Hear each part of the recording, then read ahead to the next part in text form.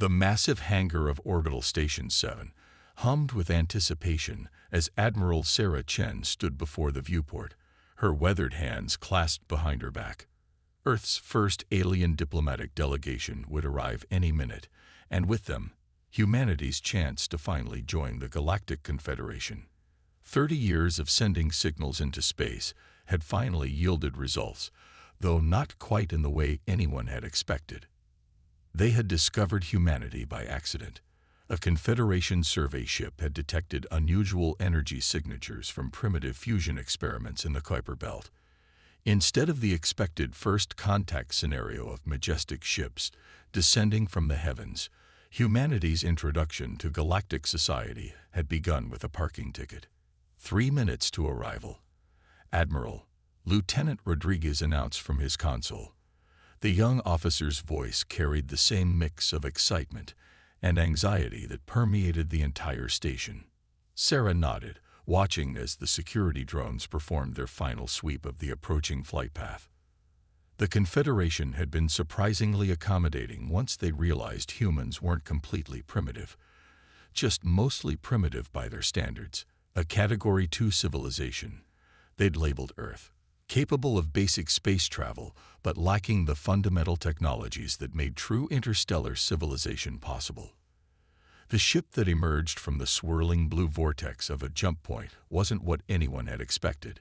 Instead of the sleek diplomatic vessels they'd seen in transmitted images, this was a bulky, angular craft that looked like it had seen better centuries. Its hull bore the scars of multiple repairs, patches of different materials creating a patchwork effect across its surface. "That's not the diplomatic vessel we were expecting," Rodriguez said, checking his instruments. Before Sarah could respond, a holographic communication window materialized in front of her. The alien face that appeared belonged to Ambassador Xelfar of the Confederation's Integration Council, his iridescent scales shifting colors as he spoke.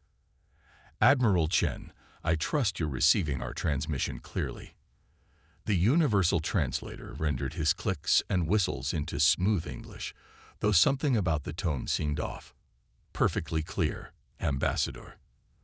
Though I must admit, we were expecting the diplomatic vessel mentioned in the previous communication." The ambassador's scales rippled in what Sarah had learned was their equivalent of a smile. "Ah, yes, about that. The Council has made a decision that we believe will benefit both parties. You see the vessel before you. It's yours." Sarah blinked. "I'm sorry, Ambassador. Could you repeat that?" "The Council has decided to gift humanity with the TSV Intrepid, a decommissioned Confederation vessel. Consider it a gesture of goodwill and a means to accelerate your civilization's development. While somewhat outdated by our standards, it should prove quite advanced compared to your current technology." Sarah's diplomatic training kicked in, helping her maintain a neutral expression despite the confusion and slight insult she felt. The ship looked like it belonged in a scrapyard, not a diplomatic ceremony. "That's most generous, Ambassador. Though I can't help but notice the vessel appears to need some maintenance." "Ah, yes, well, it has been in storage for some time, but the basic systems are functional, and it will serve as an excellent learning tool for your species.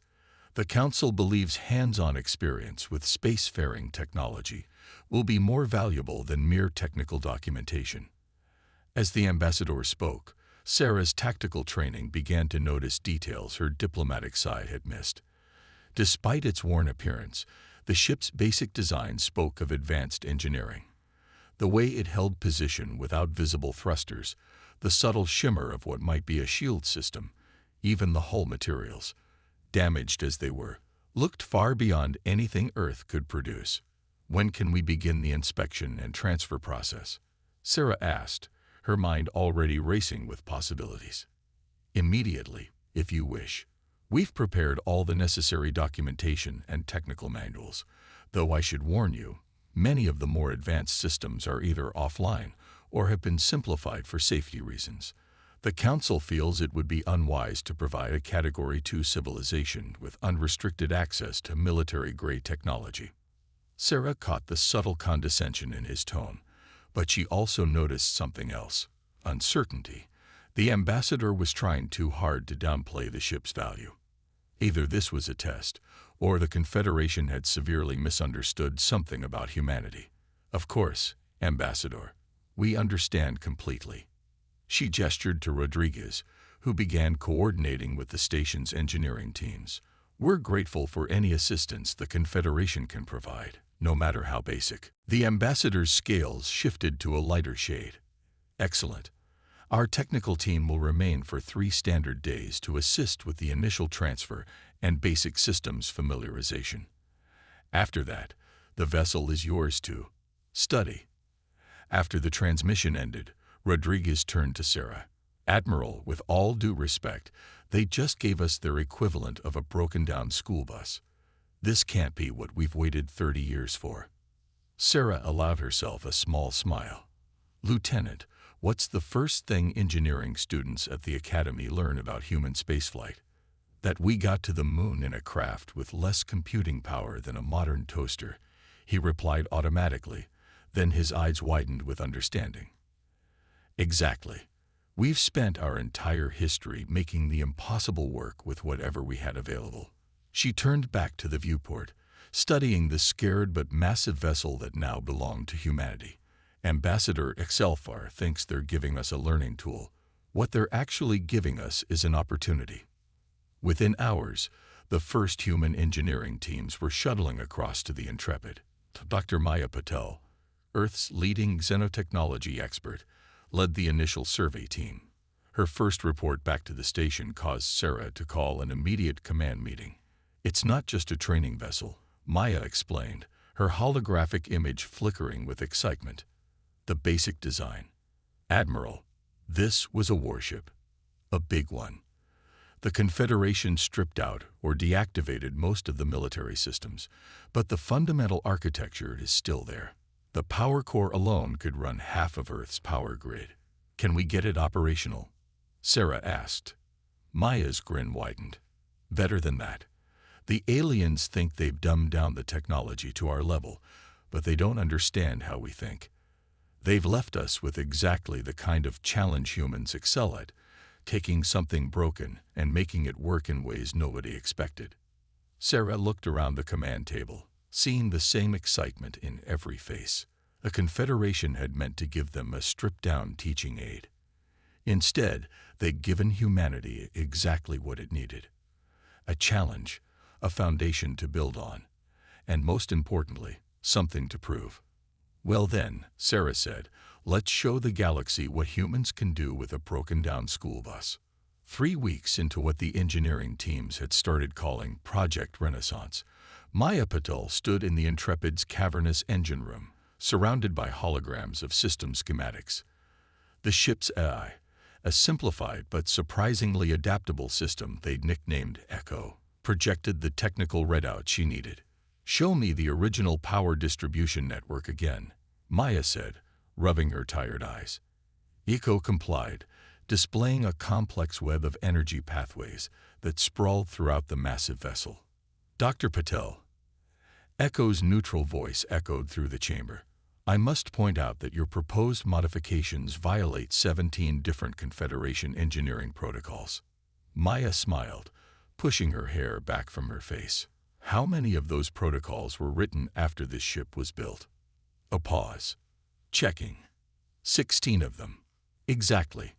Maya walked through the hologram, her finger tracing one of the power conduits. The Confederation keeps trying to standardize everything, make it all efficient and predictable. But the people who built this ship originally, they were more like us. The ship's original design had revealed itself slowly, like a puzzle box gradually yielding its secrets. What the Confederation saw as primitive redundancies and inefficient systems, Maya and her team recognized as something else entirely: adaptability. Chief Rodriguez, she called out to her lead engineer, who was elbow-deep in an open panel. How's that hybrid converter coming along? Rodriguez extracted himself from the machinery, his dark features split by a triumphant grin. You're going to love this, Doc. He held up what looked like a cobbled-together mess of Confederation tech and human engineering. We took their power regulator and basically hotwired it to one of our quantum field manipulators. The aliens designed everything to work in perfect harmony, but we're teaching it to thrive in chaos. Maya walked over to examine the device. It shouldn't work, not according to any of the technical manuals the Confederation had left them. But humans had centuries of experience making incompatible technologies work together, forcing square pegs into round holes, and somehow making it all function. Echo, Maya called out, run a simulation of the hybrid system. The AI projected a new hologram, showing energy flowing through both the original alien pathways and the jury-rigged human additions. Warning: system configuration does not match any known operational parameters. Simulation indicates possibility of catastrophic failure. But it could work. Maya pressed. Another pause. Theoretical success rate, 47.3%. However, this assumes variables outside normal operational parameters. Rodriguez laughed. Echo, you're about to learn something important about humans. We love beating the odds. Over the next few days, more hybrid systems came online. The engineering team discovered that while the Confederation had removed most of the military-grade technology, they'd left the underlying framework intact. It was like having the skeleton of a super soldier, but with civilian muscles attached. They thought they were dumbing it down for us, Rodriguez explained during one briefing. But they didn't understand that humans don't think in straight lines. Where they see limitations, we see possibilities. The breakthrough came during a routine power test. Maya was in the control center with Admiral Chen, demonstrating their progress, when alarms started blaring. Power surge in secondary systems, Echo announced. Conventional failsafes offline, attempting emergency shutdown. But before the AI could act, Rodriguez's voice came over the comm. Wait, look at the readings. Maya's eyes widened as she studied the displays. The power surge wasn't causing a catastrophic failure. It was creating a cascade effect through their hybrid systems, each jury-rigged component adapting and channeling the energy in ways the original engineers never imagined. Echo, Maya called out, run a full diagnostic. What's happening to the ship's systems? The AI's response carried a note of what almost sounded like amazement. Unknown configuration achieving 143% theoretical maximum efficiency. This should not be possible. Admiral Chen stepped forward, watching as new power readings stabilized at levels far beyond the ship's original specifications. How did this happen? Maya's fingers danced across the control panels, tracking the energy flow. The Confederation designs everything to be perfect, predictable. But humans, we're messy. We jerry-rig solutions. We find workarounds. We took their perfect system and made it imperfect in exactly the right ways. Like jazz, Rodriguez added over the comm. They're playing classical music, all precise and structured. We're teaching the ship to improvise. Over the next few hours, as they studied the effects of their unplanned breakthrough, Maya began to understand just how fundamentally they were changing the game. The Confederation had given them what they considered obsolete technology, expecting humans to struggle just to make it work. Instead, humanity had taken that technology and pushed it in directions the aliens had never considered. Admiral, Maya said, turning to Chen with barely contained excitement, we need to accelerate the testing schedule. The modifications we've made, they're not just getting the ship working again. We're making it into something new. Chen studied the readouts, a slow smile spreading across her face. How long until we can take it out for a real test? A week, maybe less. But Admiral, Maya glanced at the nearest viewport, where the Confederation's diplomatic vessel could be seen docked at the station. Maybe we shouldn't show them everything just yet. Let them keep thinking we're just barely managing to get their hand-me-down technology working. Chen nodded, understanding immediately. After all, Dr. Patel, it's not polite to prove your teachers wrong too quickly. In the engine room, Rodriguez was already planning the next set of modifications. The hybrid converter had proven that their approach worked. Now it was time to apply that thinking to every system on the ship. The Confederation had given them what they thought was a teaching tool. They had no idea they'd handed humanity the key to revolutionizing their entire approach to space technology. Echo's holographic interface flickered to life near Maya. Dr. Patel, I have been analyzing human historical records, particularly focusing on instances of technological adaptation and improvisation. I find myself curious. Maya smiled. The eye itself was beginning to change, adapting to human ways of thinking just as the ship's systems were. What have you learned, Echo?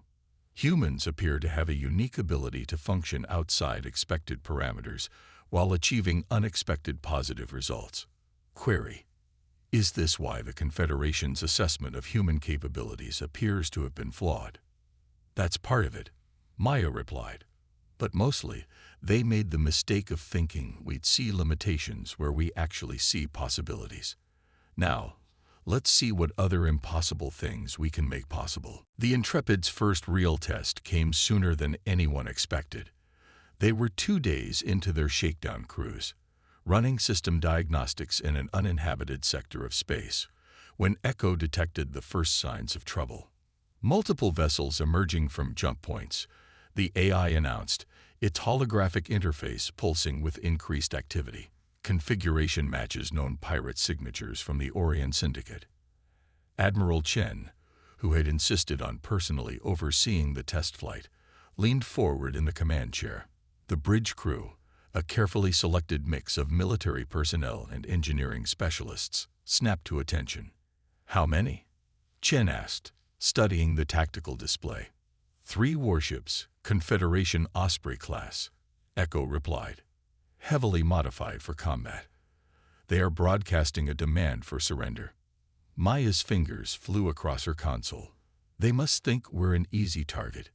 The Intrepid's still broadcasting its original identification. They see us as an obsolete training vessel.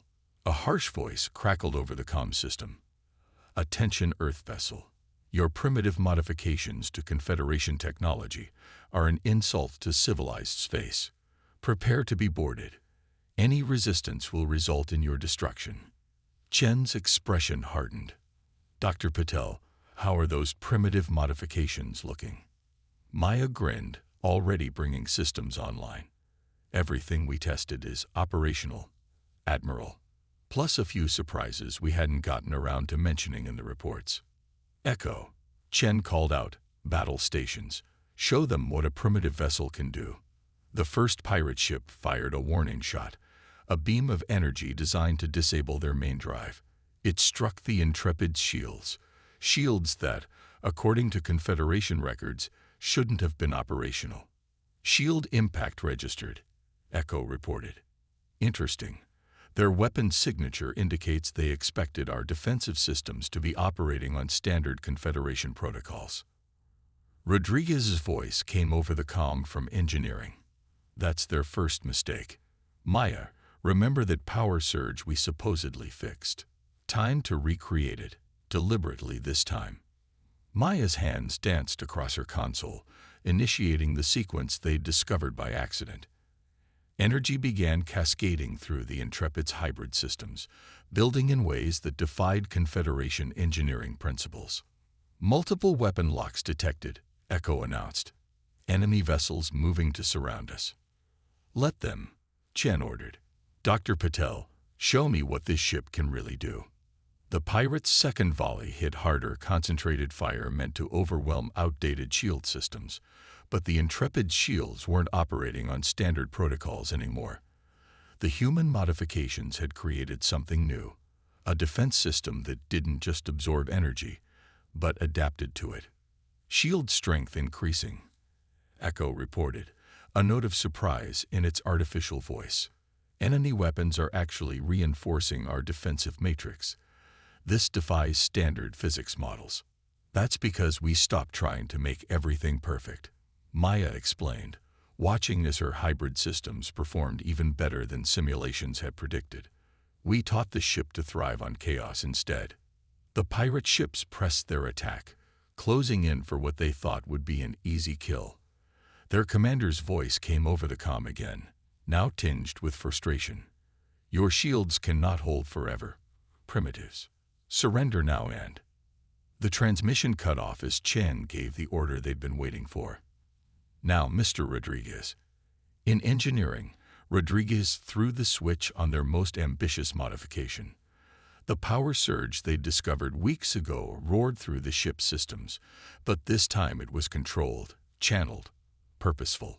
Energy that should have torn the ship apart instead flowed through the human-designed pathways, feeding into systems the pirates' sensors couldn't even detect. The Intrepid's response came from weapons that weren't supposed to exist anymore, firing in ways that violated half a dozen Confederation protocols. The first shot didn't just breach the lead pirate ship's shields. It bypassed them entirely, exploiting frequencies the Confederation had deemed too unstable to use. How? The pirate commander's voice returned, now filled with genuine fear. Those weapons were deactivated. The power requirements alone. See, that's the thing about humans. Chen replied calmly. We don't like being told what's impossible. The battle that followed would later be described in Confederation reports as technically improbable.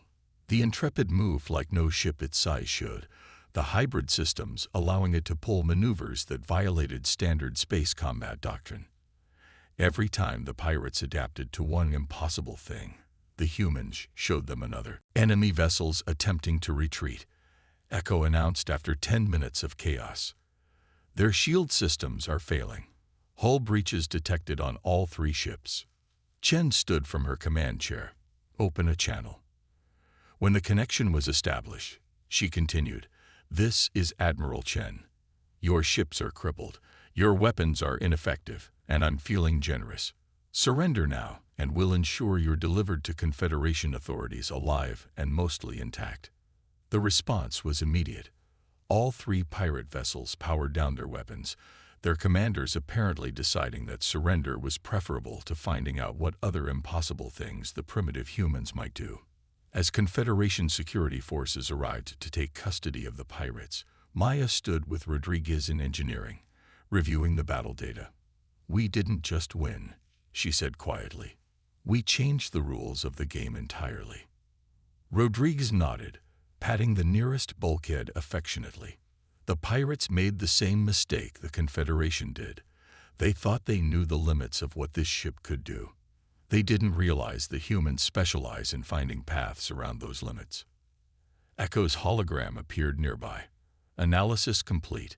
Battle performance exceeded all theoretical parameters. Query: Should I update Confederation's central database with new capabilities? Maya smiled. Not yet, Echo.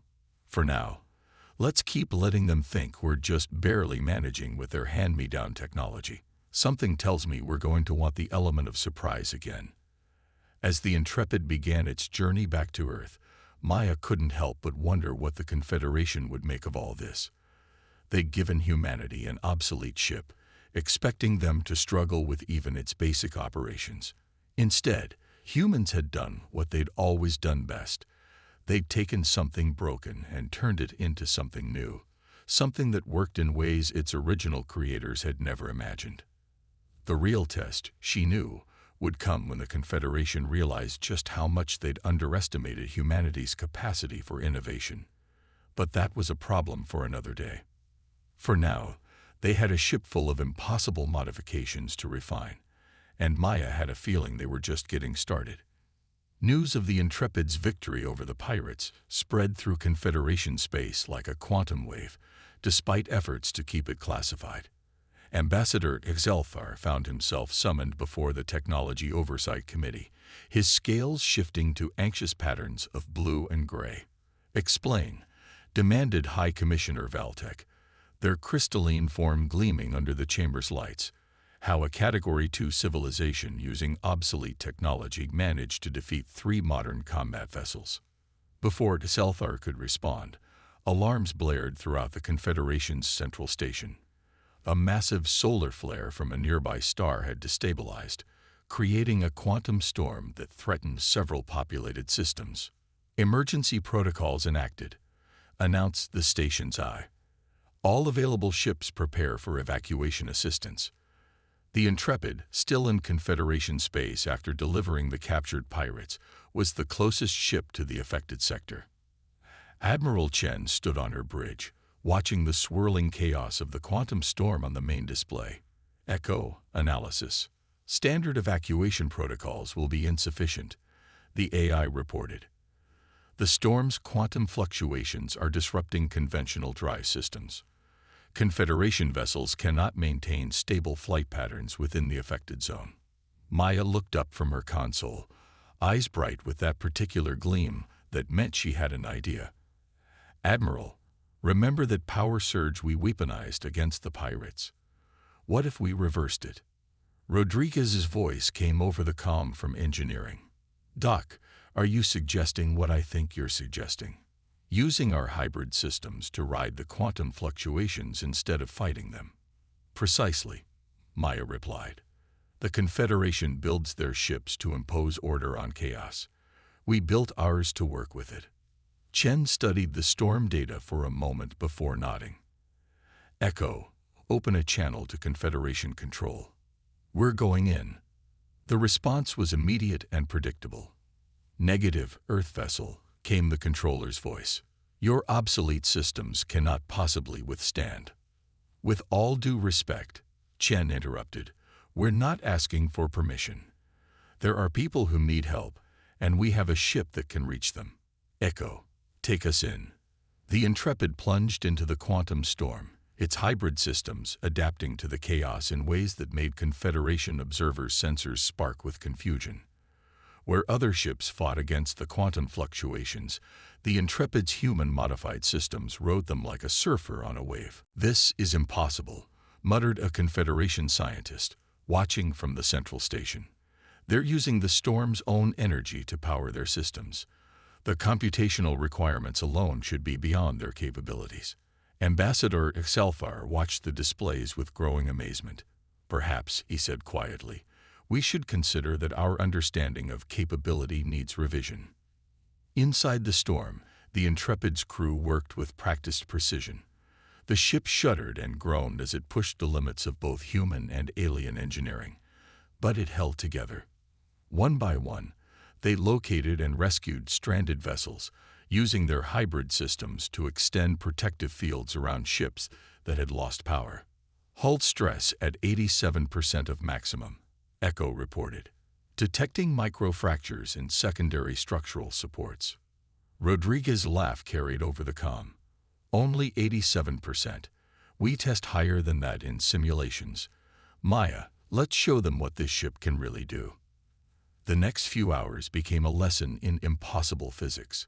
The Intrepid moved through the quantum storm like it had been built for it, using techniques that violated half a dozen fundamental principles of Confederation engineering. When conventional shields failed, they used modified tractor beams to create energy corridors. When standard rescue protocols proved insufficient, they improvised new ones on the spot. Final vessels secured, Echo announced. All life signs stable. However, the storm's intensity is increasing. Conventional exit vectors are no longer viable. Chen turned to Maya. Options. Maya was already working at her console, fingers flying over the controls. Remember how we modified the power distribution network to handle unexpected surges? What if we generated one deliberately? Used the storm's own quantum fluctuations to create a temporary tunnel of stable space. The energy requirements would be astronomical, Echo pointed out. Rodriguez's voice came back, excited. Not if we do it the human way. Messy and improvised. Echo, remember those inefficient power circuits we kept when everyone said we should remove them? Time to put them to work. What followed would later be described in Confederation technical journals as theoretically impossible. The Intrepid channeled the quantum storm's energy through its hybrid systems, creating a phenomenon that human scientists would later name the Chen-Patul effect, a stable pathway through unstable space. When they emerged from the storm, towing a string of rescued vessels behind them, the Confederation's central station erupted in chaos. Sensors were recalibrated, data was analyzed, and theories were hastily rewritten. High Commissioner Valtek stared at the displays, their crystalline form vibrating with barely contained emotion. Ambassador Excelfar, it seems we may have miscalculated. Indeed, Zelthar replied, his scales now showing patterns of respect and curiosity. Though perhaps this was not entirely a mistake. After all, we gave them exactly what they needed, a chance to show us what humanity is truly capable of. Back on the Intrepid, as repair crews began assessing the damage and medical teams tended to the rescued, Maya found herself in a quiet moment with Echo. Query, the AI said, its hologram showing new, more complex patterns. The modifications we use today. They violated 17 different fundamental principles of Confederation engineering. Yet they worked. How is this possible? Maya smiled, touching a nearby panel that bore scorch marks from their journey through the storm. Because we stopped trying to make things perfect, Echo. The Confederation builds technology that works exactly as intended, every time. Humans, we build technology that can adapt, that can fail in interesting ways, and come back stronger. We don't just solve problems, we redefine them. Like teaching a ship to dance in a quantum storm, Rodriguez added, joining them. Exactly, Maya said. And something tells me this is just the beginning. The Confederation thought they were giving us an obsolete teaching tool. Instead, they gave us a chance to show the galaxy that sometimes the best solutions come from thinking differently about the problem entirely. 6 months after the quantum storm incident, the Intrepid's docking bay hosted an unusual gathering.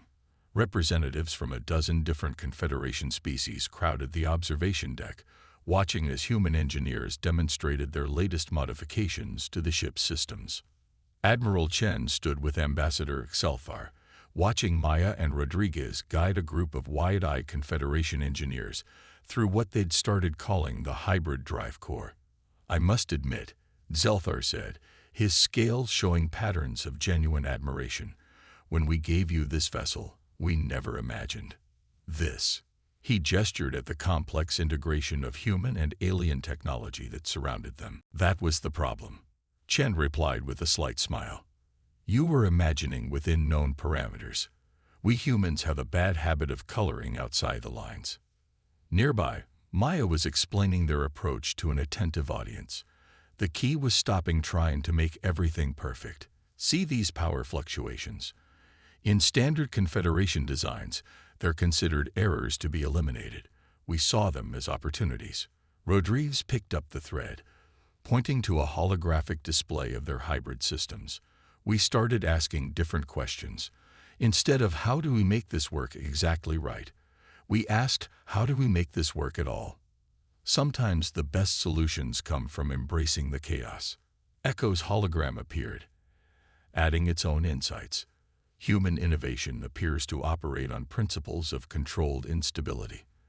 Analysis suggests this approach offers significant advantages in scenarios where standard protocols prove insufficient. The AI had evolved considerably since their first modifications, developing what could only be described as a distinctly human-influenced perspective on problem-solving. It now served as a bridge between human intuition and Confederation logic, helping translate one to the other. A Confederation science officer raised what looked like a hand. But the energy inefficiency is offset by adaptability. Maya interrupted. Yes, our systems use more power than yours. They're messier, less elegant, but they can do things your ships can't, precisely because we stopped trying to make them perfect. The evidence was hard to argue with. In the months since the quantum storm rescue, the Intrepid had proven itself again and again. Its hybrid systems could operate in conditions that crippled standard Confederation vessels. Its adaptive shields could withstand attacks that should have overwhelmed them. Most importantly, it could improvise solutions to problems its original designers had never imagined. High Commissioner Valtek floated forward, their crystalline form refracting the bay's lights. The Technology Oversight Committee has reached a decision. Humanity's approach to engineering, while unorthodox, has demonstrated undeniable merit. We propose a joint development initiative, combining Confederation precision with human creativity. Chen exchanged glances with Maya before responding. "We'd be honored, Commissioner, though I hope you understand if we insist on keeping some of our methods a bit imperfect." Of course, Valtech chimed, their tone suggesting they were still trying to understand how imperfection could be an advantage. "Though we have one condition. We request that your Dr. Patel and Mr. Rodriguez lead a series of seminars for our engineering course. There is much interest in learning how humans, what was your phrase, think outside the box." Later, after the delegates had departed, Maya stood in the engine room with Rodriguez and Echo, looking at the systems they'd created. What had started as desperate modifications to an obsolete ship had grown into something that was changing the way the entire Confederation thought about technology. Query. Echo said, its hologram showing the complex patterns it had developed. "Do you believe the Confederation will truly be able to adapt to human methods? Their entire technological philosophy is based on principles of perfect order." Rodriguez laughed. "They'll adapt because they have to. The galaxy's not an orderly place. It's messy, chaotic, full of surprises. Sometimes you need solutions that can handle a little chaos." Besides, Maya added, "they're already changing. Did you notice how the Commissioner didn't once mention proper protocols today? 6 months ago, they couldn't go 5 minutes without citing regulations." Chen joined them, carrying what looked like old-fashioned paper blueprints. "Speaking of changes, wait until they see our plans for the next generation of hybrid ships. Maya, show them what you've been working on."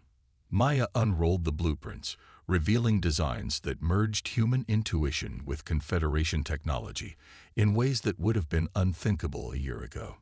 "We're calling it the Phoenix class, built from the ground up to be imperfect in all the right ways."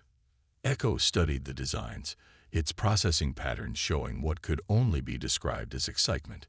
These designs violate 23 fundamental principles of Confederation engineering. They are elegant in their impropriety. "That's humanity for you," Chen said with pride. "Give us a broken-down ship, and we'll remake it into something revolutionary. Give us outdated technology, and we'll find new ways to use it." The Confederation thought they were giving us a lesson in our limitations. Instead, we taught them something about possibilities. The Intrepid's engines hummed around them, a sound that was neither purely human nor purely Confederation, but something new entirely. Outside the viewport, ships from a dozen worlds moved through space, their crews already beginning to implement human-inspired modifications. "You know what the best part is," Rodriguez said, looking at their creation. "This is just the beginning. Wait until they see what else we can do with their obsolete technology." Maya smiled, already seeing the future taking shape. The Confederation had given humanity a cast-off ship, expecting them to be grateful for the scraps. Instead, humans had done what they'd always done best. They'd taken something broken and turned it into something beautiful, something that worked in ways its creators had never imagined. And in doing so, they'd changed not just a ship, but the future of galactic engineering itself. Not bad, Maya thought, for a Category 2 civilization, with a habit of coloring outside the lines.